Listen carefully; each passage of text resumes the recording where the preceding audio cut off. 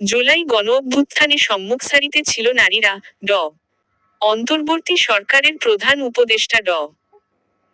মুহাম্মদ ইউনূস বলেছেন, জুলাই গণঅভ্যুত্থানে বাংলাদেশের ছাত্র শ্রমিক জনতা মিলে যে অসাধ্য সাধন করেছে তার সম্মুখ সারিতে ছিল এ দেশের নারীরা। ফ্যাসিবাদী শক্তির প্রাণঘাতী অস্ত্রের সামনে হিমালয়ের মতো দাঁড়িয়েছিল আমাদের মেয়েরা।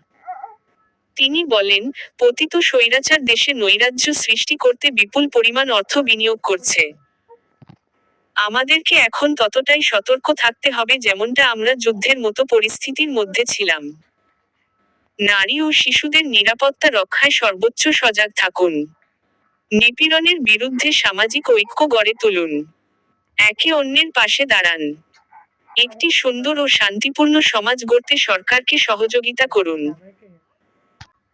৮ই মার্চ শনিবার রাজধানীর ওসমানী স্মৃতি মিলনায়তনে আন্তর্জাতিক নারী দিবস উপলক্ষে মহিলা ও শিশু বিষয়ক মন্ত্রণালয় আয়োজিত এক অনুষ্ঠানে বক্তৃতাকালে তিনি এসব কথা বলেন।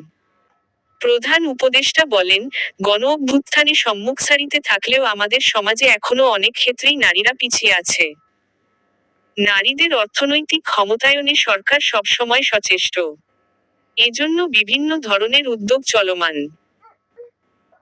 দুস্থ মায়েদের আর্থিক সহায়তা প্রদান, নারীদের প্রশিক্ষণের ব্যবস্থা, ক্ষুদ্রঋণ কর্মসূচি, কর্মজীবী নারীদের থাকার হোস্টেল, ডে কেয়ার সেন্টার সুবিধাসহ বিভিন্ন ধরনের উদ্যোগ অন্তর্বর্তী সরকার নিচ্ছে। আরও কি করা যেতে পারে সেটা নিয়েও আলোচনা চলছে। ইউনূস বলেন, নারীর প্রতি সহিংসতা রোধ সরকারের অন্যতম অগ্রাধিকার। অনেক সময় নারীরা নির্যাতনের শিকার হলেও তারা বুঝতে পারেন না কোথায় অভিযোগ জানাবেন। নারীরা যেন তাদের অভিযোগ জানাতে পারেন সেজন্য হটলাইন চালু করা হয়েছে। আইনি সহায়তা দেওয়ার জন্য আমরা পারিবারিক সহিংসতা প্রতিরোধ ও সুরক্ষা আইন ২০১০ হালনাগাদ করার উদ্যোগ নিয়েছি। যৌন হয়রানি প্রতিরোধ ও সুরক্ষা আইন ২০২৫ প্রণয়নের কাজও আমরা হাতে নিয়েছি। আমরা একটি নারী বিষয়ক সংস্কার কমিশন করেছি, তারাও তাদের সুপারিশগুলো দেবে।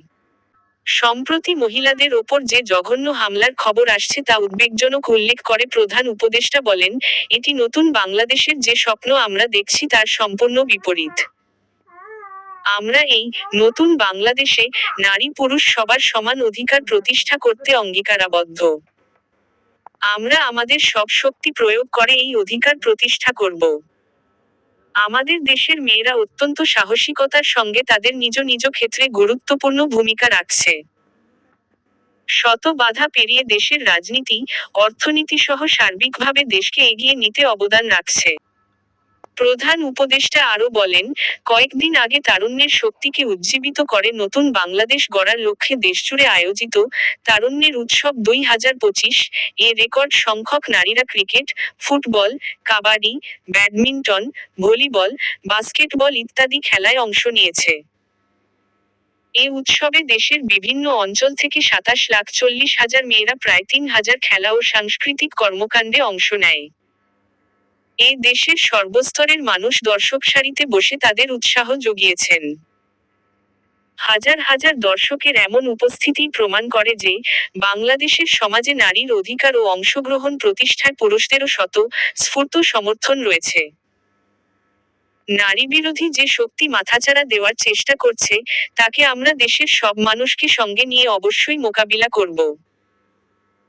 তাছাড়া, আমাদের সমাজে এখনো এমন বহু মানুষ আছে যারা নিপীড়িত নারীদের পাশে দাঁড়ানোর বদলে তাদের খাটো করে দেখে, অবজ্ঞার চোখে দেখে।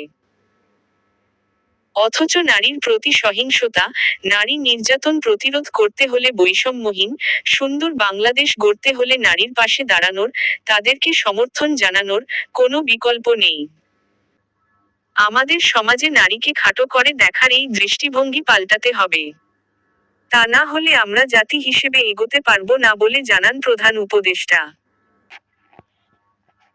ভিডিওটি ভালো লাগলে লাইক শেয়ার কমেন্ট করবেন। এরকম নতুন ভিডিও পেতে চ্যানেলটা সাবস্ক্রাইব করবেন। ভালো থাকবেন। আল্লাহ হাফেজ।